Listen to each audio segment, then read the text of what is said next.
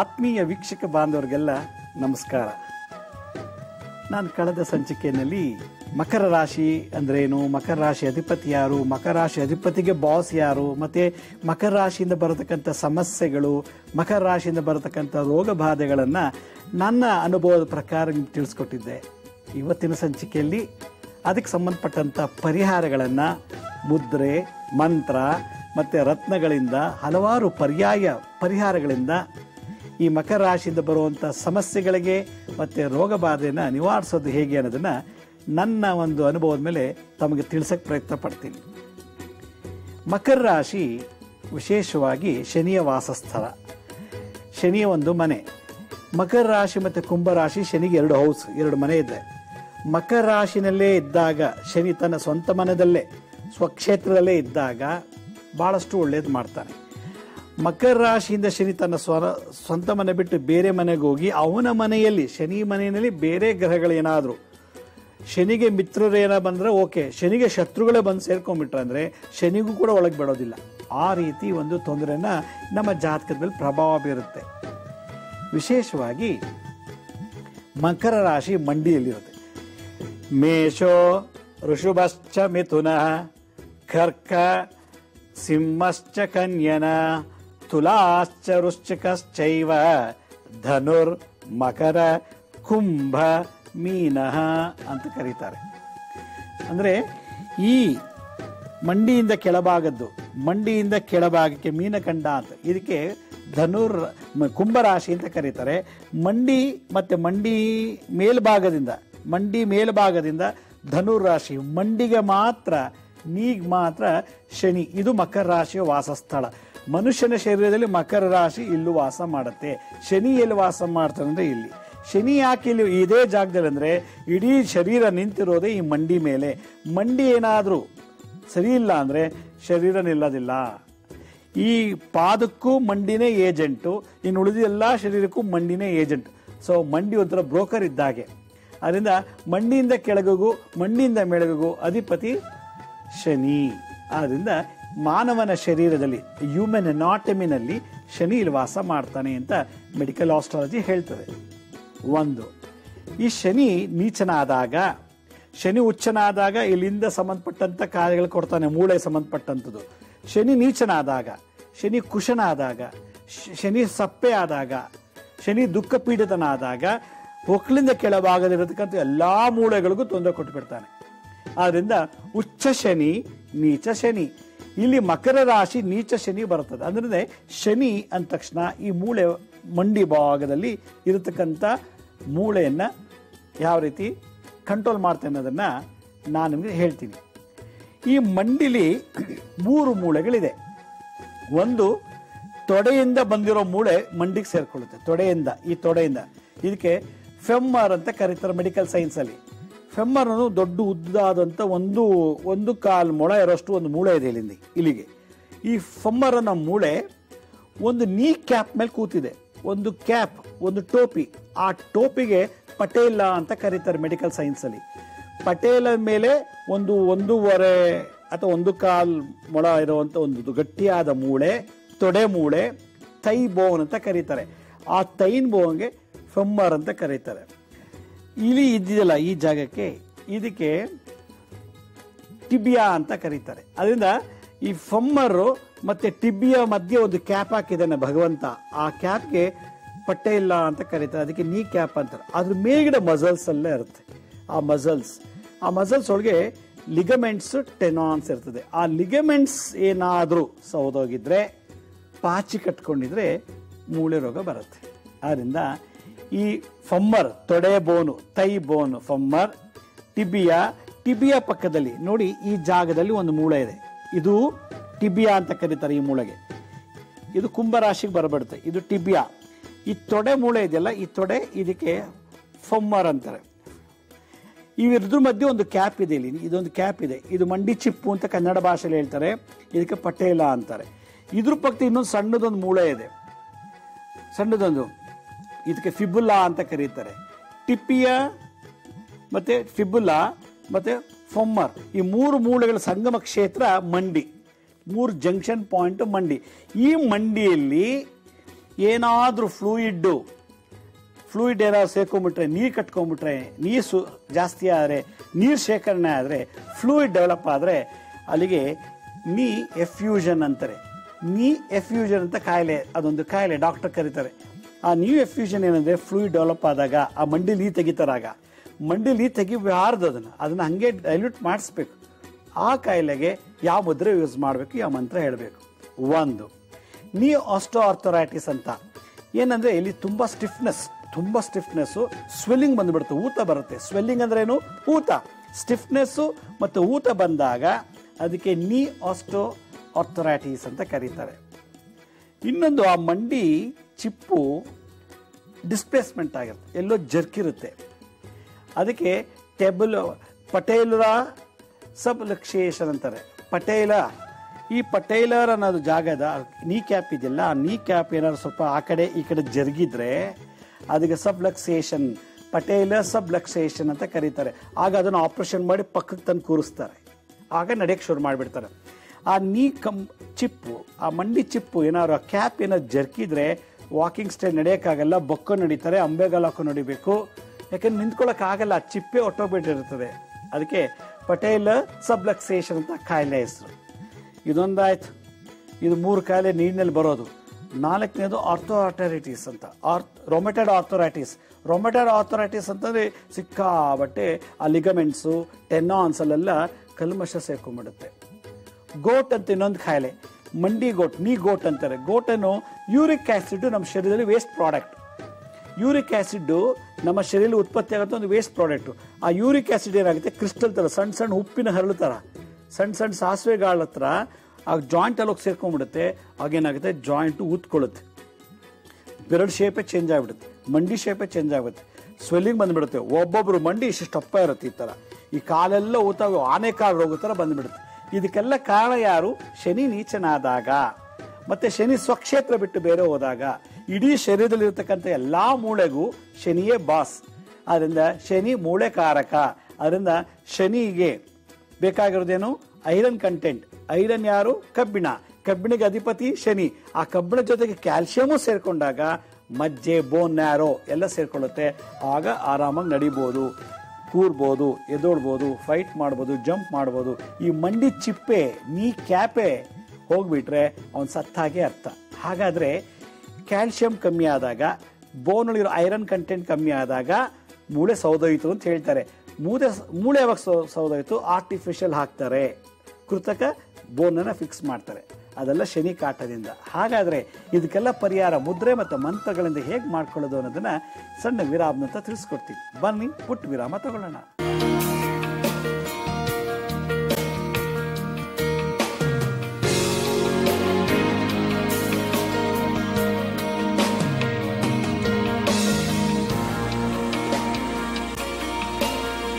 ವಿರಾಮದ ನಂತರ ಮತ್ತೆ ಕಾರ್ಯಕ್ರಮಕ್ಕೆ ಸ್ವಾಗತ. ನಾನೀಗ ಆಗಲೇ ಹೇಳಿದೆ, ಈ ಮಂಡಿ ಚಿಪ್ಪು ಅಂದರೆ ನೀ ಕ್ಯಾಪು ಮತ್ತು ಫಮ್ಮರ್ ಅನ್ನೋ ತೊಡೆಯ ಬೋನು ಮತ್ತು ಈ ಮೀನಕಂಡಲ್ಲಿರತಕ್ಕಂಥ ಟಿಬಿಯಾ ಮತ್ತು ಫಿಬುಲಾ, ಈ 3 ಮೂಳೆಗಳು ಸಂಗಮ ಆಗುವಂಥ ಕ್ಷೇತ್ರ ನೀ. ಇಲ್ಲಿ ಈ ಮಂಡಿಗೆ ಹೆಚ್ಚು ಕಮ್ಮಿ ಯೂರಿಕ್ ಆ್ಯಸಿಡ್ ಡೆವಲಪ್ ಆದಾಗ, ಇನ್ಫ್ಲಮೇಷನ್ ಆದಾಗ, ಸ್ಟಿಫ್ನೆಸ್ ಆದಾಗ ಯಾವ ಮುದ್ರೆ ಮಾಡಬೇಕು ಅಂದರೆ ಮಕರ ರಾಶಿಗೆ ಸಂಬಂಧಪಟ್ಟಂಥ ಮುದ್ರೆಯನ್ನು ಮಾಡಬೇಕು. ಮಕರ ರಾಶಿ ಮುದ್ರೆ ಹೇಗೆ ಮಾಡೋದು ಅಂತಂದರೆ ನೋಡಿ, ನಮ್ಮ ಹಸ್ತದಲ್ಲಿ ಈ ಮಧ್ಯದ ಬೆರಳು, ಈ ಬೆರಳು ಇದೆಯಲ್ಲ, ಇದು ಶನಿ ಅಧಿಪತಿ, ಇದು ಶನಿಯ ವಾಸಸ್ಥಳ. ಈ ಜಾಗದಲ್ಲಿ ಶನಿ ವಾಸ ಮಾಡ್ತಾರೆ. ಈ ಜಾಗದಲ್ಲಿ ಇದ್ರ ಮೇಲೆ ಮಕರ ರಾಶಿ, ಕುಂಭ ರಾಶಿ ಅಂತ ಕರೀತಾರೆ. ಅದರಿಂದ ಈ ಶನಿ ಪರ್ವದ ಬುಡದಲ್ಲಿರತಕ್ಕಂಥ ಮೊದಲನೇ ಪರ್ವ, ಈ ಮೊದಲನೇ ಪರ್ವದಲ್ಲಿ ಮಕರ ರಾಶಿ ವಾಸ ಮಾಡ್ತಾರೆ. ಅದರಿಂದ ನಾವೇನು ಮಾಡಬೇಕು? ಶುಕ್ರನ ಬೆಂಡ್ ಮಾಡಿ, ಗುರು, ಸೂರ್ಯ, ಬುಧ ಎಲ್ಲ ಬೆಂಡ್ ಮಾಡಿ ಅದ್ರ ಮೇಲೆ ಈ ಶುಕ್ರನ ಹಂಗೆ ಲಾಕ್ ಮಾಡಬೇಕೀಗ. 3 ಬೆರಳುಗಳ ಮೇಲೂ ಶುಕ್ರ, ಇದು ಶುಕ್ರ, ಇದು ಸೂರ್ಯ, ಇದು ಬುಧ, ಇವರಿಷ್ಟನ್ನು ಹೆಬ್ಬೆಟ್ಟಿಂದ ಲಾಕ್ ಮಾಡಿಬಿಟ್ಟಾಗ ಈ ಒಂದು ಬೆರಳು ನಿಂತ್ಕೊಳ್ಳುತ್ತೆ. ಈ ಒಂದು ಬೆರಳಿಗೆ ಅದೇ ಥರ ನಾವು ಈ ಬಲಗೈಲು ಮಾಡಿಬಿಟ್ಟು ಈ ಮೊದಲನೇ ಭಾಗವನ್ನು ಈ ಮೊದಲನೇ ಭಾಗಕ್ಕೆ ಟಚ್ ಮಾಡಬೇಕು. ಈ ರೀತಿ ಟಚ್ ಮಾಡಬೇಕು. ಈ ರೀತಿ ಟಚ್ ಮಾಡೋದ್ರಿಂದ ನೋಡಿ, ಈ ರೀತಿ ಈ ಜಾಗ, ಇದು ಮಕರ ರಾಶಿ, ಈ ಜಾಗ ಈ ಜಾಗ ಮಕರ ರಾಶಿ. ಅದೇ ಬೆರಳಲ್ಲಿ ಈ ಮಕರ ರಾಶಿಗೆ ಈ ರೀತಿ ಮಾಡಬೇಕು. ಈ ರೀತಿ ಮಾಡಿದ್ರೆ ಇದಕ್ಕೆ ಮಕರ ರಾಶಿ ಮುದ್ರಾ ಅಂತ ಕರೀತಾರೆ. ಮಕರ ರಾಶಿ ಮುದ್ರೆ ಇದನ್ನು ಹೀಗಾದ್ರೂ ಇಟ್ಕೋಬೋದು, ಹೀಗಾದ್ರೂ ಇಟ್ಕೋಬೋದು, ಅಥವಾ ತೊಡೆ ಮೇಲೆ ಆದ್ರೂ ಇಟ್ಕೋಬೋದು. ಮಕರ ರಾಶಿ ಉತ್ತರಾಷಾಢ 2, 3, 4ನೇ ಪಾದದವರು, ಮತ್ತು ಶ್ರವಣ ನಕ್ಷತ್ರ 1, 2, 3, 4ನೇ ಪಾದದವರು, ಧನಿಷ್ಠ ನಕ್ಷತ್ರ 1 ಮತ್ತು 2ನೇ ಪಾದದವ್ರು ಮಾತ್ರ ಮಾಡುವಂಥ ಮುದ್ರೆ ಇದು ಮಕರ ರಾಶಿ. ಯಾಕೆಂದರೆ ಈ ನಕ್ಷತ್ರದವರೆಲ್ಲರೂ ಈ ರಾಶಿಗೆ ಬಂದುಬಿಡ್ತಾರೆ. ಹಾಗಾಗಿ ಈ ಮುದ್ರೆನ ಧಾರಣೆ ಮಾಡಿ ಒಂದು ಬೀಜ ಮಂತ್ರ ಇದೆ. ಓಂ ಕ್ರಾಂ ಕ್ರೀಂ ಕ್ರೌಂ ಸಹ ಶ್ರೀ ಶನೇಶ್ವರಾಯ ನಮಃ. ಓಂ ಕ್ರಾಂ ಕ್ರೀಂ ಕ್ರೌಂ ಸಹ ಶ್ರೀ ಶನೇಶ್ವರಾಯ ನಮಃ. ಓಂ ಕ್ರಾಂ ಕ್ರೀಂ ಕ್ರೌಂ ಸಹ ಶ್ರೀ ಶನೇಶ್ವರಾಯ ನಮಃ. ಓಂ ಕ್ರಾಂ ಕ್ರೀಂ ಕ್ರೌಂ ಸಹ ಶ್ರೀ ಶನೇಶ್ವರಾಯ ನಮಃ ಅನ್ನೋ ಬೀಜ ಮಂತ್ರವನ್ನ, ಇದು ಶನಿ ಗ್ರಹಕ್ಕೆ ಹೇಳುವಂತೆ ಬೀಜ ಮಂತ್ರ. ಈ ಮಂತ್ರ ಏನಂದ್ರೆ, ಈ ಬೀಜ ಮಂತ್ರ ಬರೀ ಮೂಳೆಗಳಲ್ಲಿ ಮಾತ್ರ ವೈಬ್ರೇಟ್ ಆಗುತ್ತೆ ಹೇಳ್ತದೆ. ಕ್ರಾಂ ಕ್ರೀಂ ಕ್ರೌಂ. ಇದು ಹೇಗೆ ಬಂತು? ಕ್ರಾಂ ಕ್ರೀಂ ಕ್ರೌಂ ಅಂದ್ರೆ ಕಾ ಪ್ಲಸ್ ಇ ಎರಡು ಸೇರಿದಾಗ ಕ್ರಾ ಕ್ರೀ ಕ್ರೌಂ. ಶನಿ ಉಸಿರಾಟ ಆಡ್ಬೇಕಾದ್ರೆ ಈ 3 ಶಬ್ದ ಬರುತ್ತಂತೆ. ಕ್ರಾಂ ಕ್ರೀಂ ಕ್ರೌಂ. ಕ್ರೌಂ ಅಂದಾಗ ಉಸಿರು ಬಿಡ್ತಾನಂತೆ, ಕ್ರಾಮ್ ಅಂದಾಗ ಉಸಿರು ತಗೋತಾರಂತೆ, ಕ್ರೀಮ್ ಅಂದಾಗ ಉಸಿರು ಅಲ್ಲೇ ಹಿಡಿತಾರಂತೆ. ಅದರಿಂದ ರೇಚಕ ಅಂದ್ರೆ ಉಸಿರು ಬಿಡೋದು, ಪೂರಕ ಅಂದ್ರೆ ಉಸಿರು ತಗೊಳ್ಳೋದು. ತಗೊಂಡಂತ ಉಸಿರನ್ನು ಒಳಗೆ ಹಿಡಿಯೋದಕ್ಕೆ ಕುಂಭಕ ಅಂತಾರೆ. ಯೋಗದಲ್ಲಿ ಹೇಳ್ಕೊಡ್ತಾರೆ, ಯೋಗಾಭ್ಯಾಸ ಕಲ್ತಿರೋರು ಗೊತ್ತಿದೆ. ತಗೊಂಡಂತ ಗಾಳಿಯನ್ನ, ಆಕ್ಸಿಜನ್ನ ಕ್ರಾಮ್ ಅಂದ ತಕ್ಷಣ ಉಸಿರು ಒಳಗೋಗುತ್ತೆ, ಕ್ರೀಮ್ ಅಂದ ತಕ್ಷಣ ಉಸಿರು ಒಳಗಿಡುತ್ತೆ, ಕ್ರೌಂ ಅಂದಾಗ ಉಸಿರು ಬಿಡ್ತೀವಿ. ಇದು ಶನಿಯ ಉಸಿರಾಟದ ಸ್ಟೈಲು. ನಾವೆಗೆ ಸೋಹಂ ಸೋಹಂ ಸೋಹಂ ಅಂತೀವಿ. ಸೋ ಅಂದಾಗ ಆಕ್ಸಿಜನ್ ತಗೊಳ್ತೀವಿ, ಹಮ್ ಅಂದಾಗ ಕಾರ್ಬನ್ ಡೈಆಕ್ಸೈಡ್ ಬಿಡ್ತೀವಿ. ಇದು ಪ್ರತಿಯೊಂದು ಮಾನವರು ಮಾಡುವಂತ ಬ್ರೀತಿಂಗ್ ಪ್ರಾಣಾಯಾಮ. ನಮ್ಮ ಉಸಿರಲ್ಲಿ ಸೋಂ ಹಮ್, ಸೋ ಅಂತ ಬಂತು, ಬಿಟ್ಟಾಗ ಹಮ್ ಅಂತ ಬಂತು. ತಾಯಿ ಗರ್ಭದಲ್ಲೇ ನಮ್ಗೆಲ್ರಿಗೂ ಉಪದೇಶ ಆಗಿರುತ್ತೆ ಈ ಹಂಸ ಬೀಜ ಮಂತ್ರ. ಇದಕ್ಕೆ ಹಂಸ ಬೀಜ ಮಂತ್ರ ಅಂತಾರೆ. ಸೋಹಂ ಸೋಹಂ. ಹಾಗೆ ಶನಿದೇವರಿಗೆ ಉಸಿರಾಟದಲ್ಲಿ ತಾಯಿ ಗರ್ಭದಲ್ಲೇ ಕ್ರಾಂ ಕ್ರೀಂ ಕ್ರೌಂ ಸಹ ಶ್ರೀ ಶನೇಶ್ವರಾಯ ನಮಃ. ಕ್ರಾಮ್ ಅಂದಾಗ ಕಾ ಪ್ಲಸ್ ಆ ಬಂದಾಗ ಕ್ರಾಮ್ ಅಂತ ಆಯ್ತು. ಆದ್ರಿಂದ ಕಾ ಬೋನ್ ಮತ್ತೆ ಬೋನ್ ನ್ಯಾರೋ ಈ ಎರಡೂ ಕ್ಲೀನ್ ಮಾಡುತ್ತೆ ಈ ಬೀಜ ಮಂತ್ರ. ಆದ್ರಿಂದ ಓಂ ಕ್ರಾಂ ಕ್ರೀಂ ಕ್ರೌಂ ಸಹ ಶ್ರೀ ಶನೇಶ್ವರಾಯ ನಮಃ ಆ ಮುದ್ರೆ ಧಾರಣೆ ಮಾಡಿ ಇದನ್ನ ಮಕರ ರಾಶಿ ದಕ್ಷಿಣಕ್ಕೆ ವಾಸ ಮಾಡೋದು. ಮಕರ ರಾಶಿ ಡೋರ್ ಯಾವ ಕಡೆ ಇದೆ? ದಕ್ಷಿಣಕ್ಕಿದೆ. ಶನಿ ಪಶ್ಚಿಮದಲ್ಲಿ ಇರ್ತಾರೆ. ಆದ್ರಿಂದ ಪಶ್ಚಿಮಕ್ಕೆ ಅಥವಾ ದಕ್ಷಿಣಕ್ಕೆ ಮುಖ ಮಾಡಿ ಈ ಮುದ್ರೆ ಧಾರಣೆ ಮಾಡಿ 30 ನಿಮಿಷ ಓಂ ಕ್ರಾಂ ಕ್ರೀಂ ಕ್ರೌಂ ಸಹ ಶ್ರೀ ಶನೇಶ್ವರಾಯ ನಮಃ. ಓಂ ಕ್ರಾಂ ಕ್ರೀಂ ಕ್ರೌಂ ಸಹ ಶ್ರೀ ಶನೇಶ್ವರಾಯ ನಮಃ ಅನ್ನೋ ಮಂತ್ರ ಜಪ ಮಾಡಿಬಿಟ್ರೆ ನೀ ಆಸ್ಟೋ ಆರ್ಥರೈಟಿಸ್ ಅಂದ್ರೆ ಈ ಮಂಡಿನಲ್ಲಿ ಸ್ಟಿಫ್ನೆಸ್ ಇದ್ದಾಗ ಮತ್ತೆ ಸ್ವೆಲ್ಲಿಂಗ್ ಬಂದಾಗ ಈ ಮುದ್ರೆ ಈ ಮಂತ್ರ ತೆಗೆಯುತ್ತೆ. ಒಂದು ನೀ ಎಮ್ಯೂಷನ್ ಅಂದ್ರೆ ಈ ಫ್ಲೂಯಿಡ್ ಏನಾದ್ರು ಡೆವಲಪ್ ಆಗಿಬಿಟ್ರೆ, ಇಲ್ಲೆಲ್ಲರೂ ನೀರು ಸೇರ್ಕೊಂಡ್ಬಿಟ್ರೆ ಅದನ್ನ ತೆಗ್ಸಕ್ ಹೋಗ್ಬಾರ್ದು. ಈ ಮಂತ್ರ ಮುದ್ರೆ ಮಾಡೇ ಅದನ್ನ ತೆಗೆದು ಡೈಲ್ಯೂಟ್ ಆಗಬೇಕು. ಅದು ಆಟೋಮೆಟಿಕ್ ಆಗಿ ನೀರು ಹೊಟ್ಟೋಗ್ಬಿಡುತ್ತೆ. 3ನೇದು ಪಟೇಲ ಸಬ್ಲಕ್ಸೇಷನ್ ಅಂತ. ಪಟೇಲ ಅಂದ್ರೂ ನೀ ಕ್ಯಾಪ್ ಅಂತಾರೆ ಅದಕ್ಕೆ, ಟೋಪಿ. ಅದೇನಾದ್ರು ಡಿಸ್ಪ್ಲೇಸ್ ಆಗಿದ್ರೆ, ಡಿಸ್ಲೊಕೇಟ್ ಆಗಿದ್ರೆ ಈ ಮುದ್ರೆ ಮಂತ್ರ ಹೇಳ್ತಾ ತನಗೆ ತಾನೇ ಕುಡ್ಕೊಳ್ಳುತ್ತಂಥದ್ದು.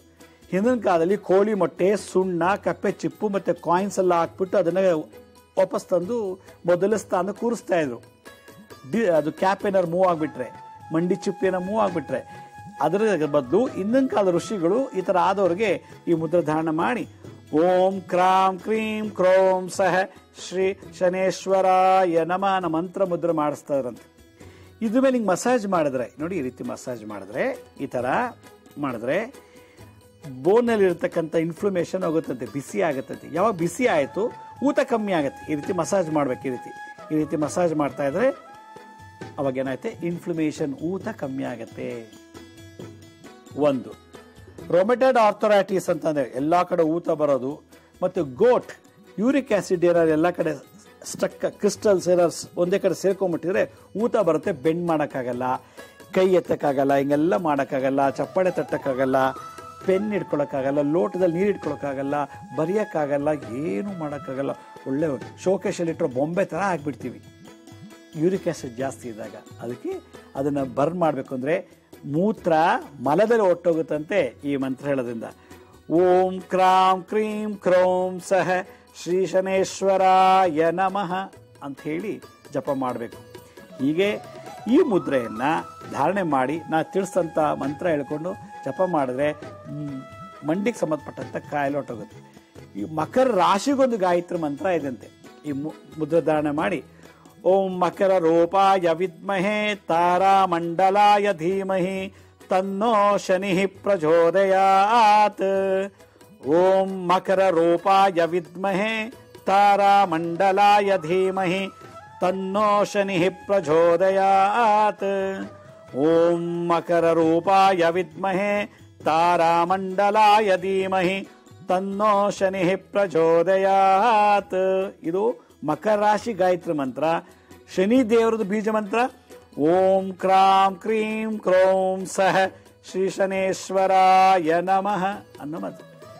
ಅಯ್ಯೋ ಈ ಮಂತ್ರ ಹೇಳಕ್ ಬರಲ್ಲಪ್ಪ, ಬಾಯಿ ಹೊರಳಲ್ಲ, ಟೈಮ್ ಇಲ್ಲ ಅಂತ ಅಂದಾಗ ಓಂ ಶಂ ಓಂ, ಓಂ ಶಂ ಓಂ, ಓಂ ಶಂ ಓಂ, ಓಂ ಶಂ ಓಂ, ಓಂ ಶಂ ಓಂ. ಈ ಮೂರೇ ಮಂತ್ರ. ಎರಡು ಓಂಕಾರಗಳ ಮಧ್ಯದಲ್ಲಿ ಶಮ್ ಅನ್ನೋದ ಸೇರಿಸ್ಬಿಟ್ರೆ ಒಳಗಡೆ ಏನಾಗುತ್ತೆ, ಕ್ಯಾಲ್ಸಿಯಂ ಪ್ರೊಡ್ಯೂಸ್ ಆಗುತ್ತೆ. ಶನಿ ಐರನ್ ಕಾರಕ, ಕಬ್ಬಿಣದ ಅಂಶ, ಶರೀರದಲ್ಲಿ ಕಬ್ಬಿಣ ಅಂಶ ಕಮ್ಮಿ ಆದರೆ ಇದೆಲ್ಲ ಬರೋದು. ಅದರಿಂದ ವೈಟಮಿನ್ ABC ಹೆಂಗೋ ಮ್ಯಾನೇಜ್ ಮಾಡ್ಬೋದು. ಕಬ್ಬಿಣ ಅಂಶ ಕಮ್ಮಿ ಆಗಿಬಿಟ್ರೆ ಏನಾಗುತ್ತೆ, ಮೂಲ ರೋಗ ಬರುತ್ತೆ. ಅದರಿಂದ ಶನಿ ಐರನ್ ಕಂಟೆಂಟ್ಗೆ ಅಧಿಪತಿ. ಅದರಿಂದ ಬಾಡಿನಲ್ಲಿ ನಾವು ತಿಂದಂಥ ಆಹಾರ ಪದಾರ್ಥಗಳಲ್ಲಿ ಕಬ್ಬಿಣದ ಅಂಶವನ್ನು ಹೀರ್ಕೊಳ್ಳೋಕ್ಕೆ ಈ ಮುದ್ರೆ ನಾನು ಹೇಳಿದಂಥ ಮಂತ್ರ ಹೆಲ್ಪ್ ಮಾಡುತ್ತೆ. ಅದರಿಂದ ಶರೀರದಲ್ಲಿ ಕಬ್ಬಿಣ ಅಂಶ ಜಾಸ್ತಿ ಆಗಬೇಕು ಅಂದರೆ ಶನಿ ಪೂಜೆ ಮಾಡಬೇಕು, ಇಲ್ಲ ಎಳ್ಳನ್ನು ತಿನ್ನಬೇಕು. ಎಳ್ಳಲ್ಲಿ ಐರನ್ ಕಂಟೆಂಟ್ ಜಾಸ್ತಿ ಇದೆ. ಅವಾಗ 100 ಅಲ್ಲ 150 ವರ್ಷ ಬದುಕಿದ್ರು ಕೂಡ ಮೂಳೆ ಸರಿಯೋದಿಲ್ಲ. ಹಾಗಾದರೆ ಇನ್ನೇನು ಥೆರಪಿ ಇದೆ ಅನ್ನೋದನ್ನು ಒಂದು ಸಣ್ಣ ವಿರಾಮ ಅಂತ ತಿಳಿಸ್ಕೊಡ್ತೀನಿ.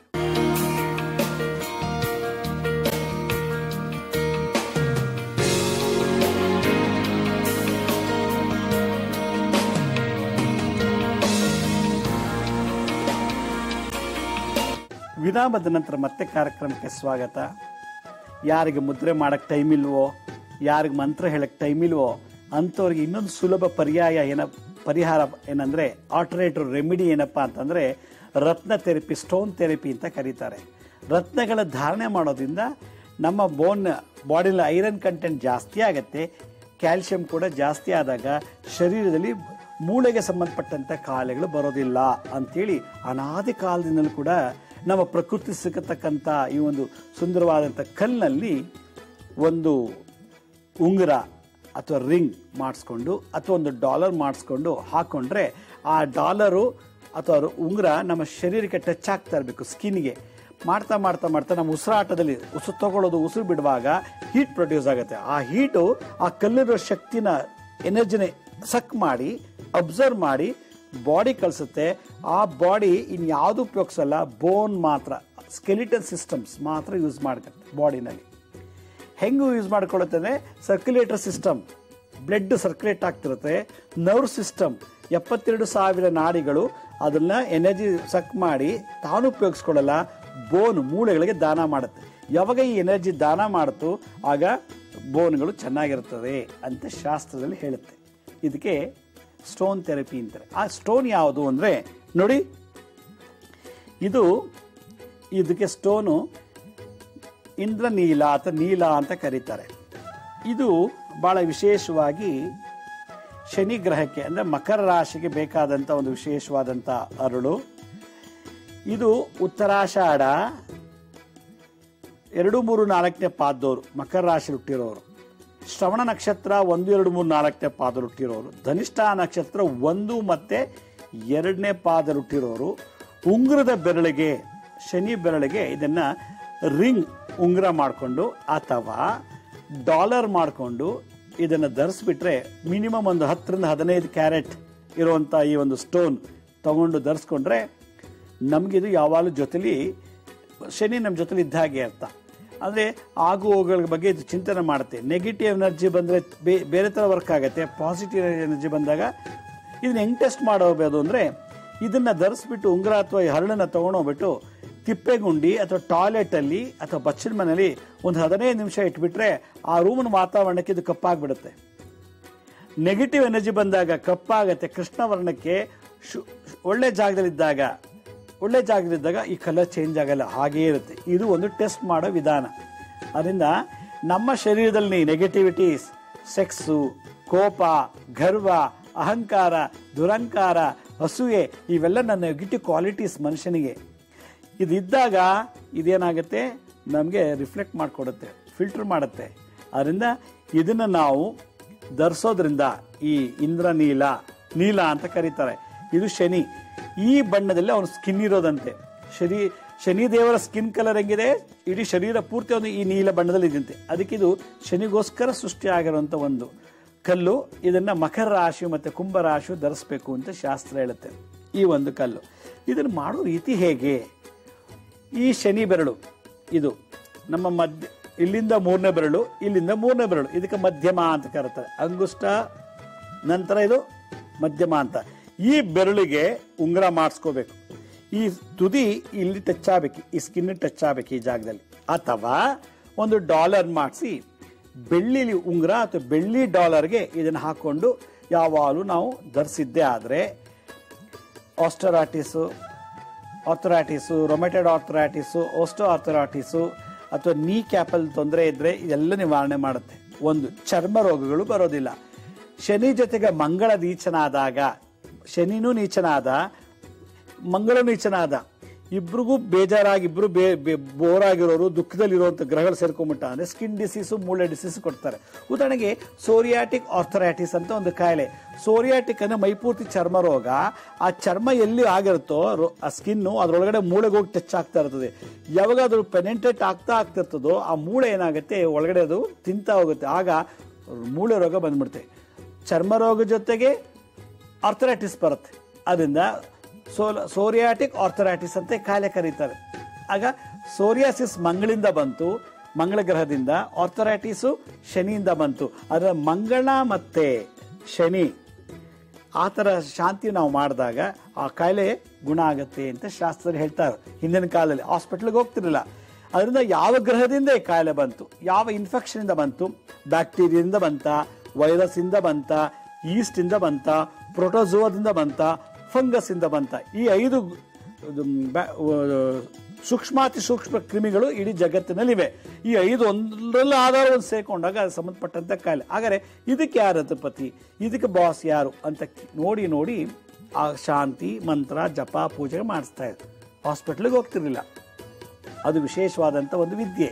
ಹಾಗೆ ಈ ಒಂದು ರತ್ನ ಥೆರಪಿ, ಈ ರತ್ನಗಳನ್ನು, ಈ ಒಂದು ಇಂದ್ರ ನೀಲ ಅಥವಾ ನೀಲವನ್ನು ಯಾರು ಧರಿಸ್ತಾರೋ ಅವರಿಗೆ ಪ್ರಾಬ್ಲಮ್ ಸಾಲ್ವ್ ಆಗುತ್ತೆ, ಚರ್ಮ ವ್ಯಾಧಿನೂ ಹೋಗುತ್ತೆ. ಇದನ್ನು ಹೇಗೆ ಧರಿಸೋದು?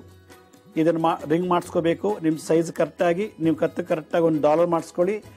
ಹೃದಯಕ್ಕೆ ಕರೆಕ್ಟಾಗಿ ಟಚ್ ಆಗಬೇಕು ಆ ಡಾಲರ್ನ, ಆ ಪೆಂಡೆಂಟ್ ಮಾಡಿಸ್ಬಿಟ್ಟು ಏಕ್ದಮ್ ಧರಿಸೋಂಗಿಲ್ಲ. ಅದನ್ನು ತೊಗೊಂಡೋಗ್ಬಿಟ್ಟು ಯಾವುದಾದ್ರು ಶನಿ ದೇವಸ್ಥಾನ ಅಥವಾ ಆಂಜನೇಯ ದೇವಸ್ಥಾನ ತೊಗೊಂಡೋಗ್ಬಿಟ್ಟು ಪಾದದಲ್ಲಿ ಇಟ್ಟಬೇಕು. ನಾವು ಯಾರೋ ಶನಿ ದೇವಸ್ಥಾನಕ್ಕೆ ಹೋದಾಗ ಡೈರೆಕ್ಟಾಗಿ ಶನಿನ ನೋಡಬಾರ್ದು, ಕಣ್ಣಲ್ಲಿ ಕಣ್ಣಿಟ್ಟು. ಶನಿ ದೇವಸ್ಥಾನಕ್ಕೆ ಹೋದಾಗ ಶನಿ ಪಾದವನ್ನು ದರ್ಶನ ಮಾಡಬೇಕು, ಆಮೇಲೆ ಕಣ್ಣು.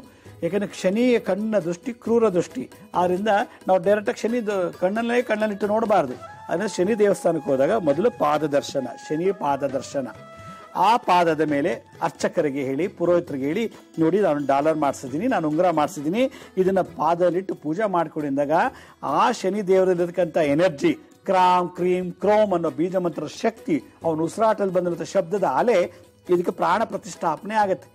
ಉಂಗುರ ಅಥವಾ ಡಾಲರ್ಗೆ ಯಾವಾಗ ಪ್ರಾಣ ಪ್ರತಿಷ್ಠಾಪನೆ ಆಯಿತು ಅಂದರೆ ಪೂಜೆ ಮಾಡಿಕೊಟ್ರು, ಅದನ್ನು ನೀವೇನು ಮಾಡಬೇಕು, ಶನಿವಾರ ಅಥವಾ ಮಂಗಳವಾರ ದಿವಸ, ಶನಿವಾರ ಭಾಳ ವಿಶೇಷ, ಅದನ್ನು ಧರಿಸೋಕೆ ಮುಂಚೆ ಆ ಒಂದು ಉಂಗುರ ಅಥವಾ ಡಾಲರ್ನ ಪೂಜೆ ಮಾಡಿಸ್ಕೊಂಡು ತೊಗೊಂಬಂದು ಇದನ್ನು ಮನೆಯಲ್ಲಿಟ್ಟು, ಇಲ್ಲ ತಂದೆಯ ಅಣ್ಣ ಅಥವಾ ತಂದೆಯ ತಂದೆ ಅಂದರೆ ತಾತ, ತಂದೆ ಇಲ್ಲ ತಂದೆಗೆ ಒಡುಡ್ತ ಒಬ್ಬ ಅಣ್ಣ ಇದ್ರೆ, ಅಥವಾ ತಂದೆಗೆ ಅಣ್ಣ ಇಲ್ಲ ನಮ್ಮ ಅಪ್ಪನೇ ದೊಡ್ಡ ಮಗ ಅಂದ್ಕೊಂಡಿದ್ರೆ ಅವ್ರ ತಂದೆ ಅಂದರೆ ತಾತ ಅವ್ರ ಕೈಲಿ ಇದನ್ನ ಬಲಭಾಗದ ಈ ಉಂಗುರದ ಬೆರಳಿಗೆ ಧರಿಸ್ಬೇಕು. ಈ ಬೆರಳಿಗೆ ಗಂಡಸರು, ಹೆಂಗಸರು ಎಡಗಡೆ ಭಾಗದ ಧರಿಸ್ಬೇಕು, ಎಡಭಾಗದ ಮಧ್ಯದ ಬೆರಳಿಗೆ. ಯಾವುದು ಬೇಡ, ನಾವೆಲ್ಲರೂ ನೋಡ್ಕೊಳ್ತಾರೆ, ನಾವು ಗೊತ್ತಾಗ್ಬಿಡುತ್ತೆ ಅನ್ನೋದಾದರೆ ಕತ್ತಿಗೆ ಮಾಲೆ ಥರ ಹಾಕೋಬೇಕು. ಇದನ್ನ ಇಂಧನಿಲ್ಲ ಡಾಲರ್ನ ನೀಲ. ಈ ರೀತಿ ಹೆಂಗಸರು ಅಷ್ಟೇ, ಇಲ್ಲ ಅಣ್ಣ ಇಲ್ಲ ತಂದೆಯ ತಂದೆ ಸ್ತ್ರೀ ಅವರಿಂದ ಇದನ್ನು ಮಾಲಿನ ಸ್ಪರ್ಶ ಮಾಡಿ ಆಶೀರ್ವಾದ ಮಾಡಿಸಿ ಅವ್ರ ಮುಖಾಂತರ ತೆಗೆದು ಅಥವಾ ಅವ್ರ ಕೈಲೇ ಕತ್ತಿಗೆ ಹಾಕ್ಸ್ಕೊಳ್ಳೋದಿಲ್ಲ, ಅವ್ರ ಕೈಲೇ ಉಂಗುರನ ಧಾರಣೆ ಮಾಡಬೇಕು. ಮಾಡಿಬಿಟ್ಟು ಯಾವಾಗಲೂ ಈ ಮುದ್ರೆ ಇಟ್ಕೊಂಡು ಓಂ ಕ್ರಾಂ ಕ್ರೀಂ ಕ್ರೌಂ ಸಹ ಶ್ರೀ ಶನೇಶ್ವರಾಯ ನಮಃ, ಇದು ಹೇಳಕ್ಕಾಗಲಿಲ್ಲ ಮಕರ ರಾಶಿ ಗಾಯತ್ರಿ ಮಂತ್ರ. ಓಂ ಮಕರ ರೂಪಾಯ ವಿದ್ಮಹೇ ತಾರಾ ಮಂಡಲಾಯ ಧೀಮಹಿ ತನ್ನೋ ಶನಿ ಪ್ರಚೋದಯಾತ್. ಇವೆರಡು ಮಂತ್ರ ಬರಲಪ್ಪ ಅಂತ ಹೇಳೋ ಸೋಮಾರಿಗಳಿಗೆ ಓಂ ಶಂ ಓಂ, ಓಂ ಶಂ ಓಂ, ಶಂ ಈ ಶಬ್ದ ಬರಬೇಕು, ಅದು ಕರೆಕ್ಟ್ ಉಚ್ಚಾರಣೆ. ಓಂ ಶಂ ಓಂ, ಓಂ ಶಂ ಓಂ ಅಂತ ಹೇಳ್ತಾ ಇರಬೇಕು. ಇದನ್ನು ಹೇಳಿದ್ರೆ ಆಸ್ಟಿಯೋ ಆರ್ಥರೈಟಿಸು, ರೊಮ್ಯಾಟೈಡ್ ಆರ್ಥರೈಟಿಸು, ನೀ ಎಮ್ಯೂಷನ್ನು, ನೀ ಸಬ್ಲಕ್ಸೇಷನ್ನು ಮತ್ತು ಗೋಟು, ಹೀಗೆ ಹಲವಾರು ಕಾಯಿಲೆಗಳು, ಚರ್ಮವ್ಯಾಧಿಗಳು ಈ ಮಕರ ರಾಶಿಯವರಿಗೆ ಮುಗಿಯಿತು. ಹೀಗೆ ನಾಳಿನ ಸಂಚಿಕೆಯಲ್ಲಿ ಮತ್ತಷ್ಟು ಪರಿಹಾರಗಳನ್ನು ತಿಳಿಸ್ಕೊಡ್ತೀನಿ. ಅಲ್ಲಿವರೆಗೂ ನನ್ನ ನಮಸ್ಕಾರ. ಸಾಯಿರಾಮ್.